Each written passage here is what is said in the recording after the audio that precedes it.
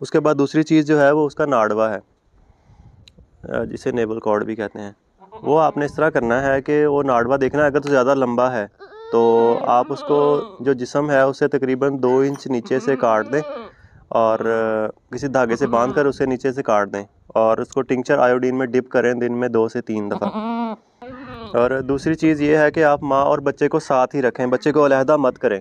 उसका फ़ायदा ये है कि जब बच्चा बकरी के पास होगा तो वो उसे चाटती रहेगी, उसे साफ़ रखेगी और जो है दोनों में एक बॉन्ड बन जाएगा, उनमें अफेक्शन पैदा होगी, मोहब्बत पैदा होगी, जो दोनों के लिए अच्छी चीज़ है। इसके बाद जो सबसे अहम चीज़ है वो है बोली, जिसे क्लोस्ट्रम भी कहते हैं। तो ये एक बच्चे के लिए सबसे पहली और नहायत अहम और मुकम्मल ग़िज़ा है।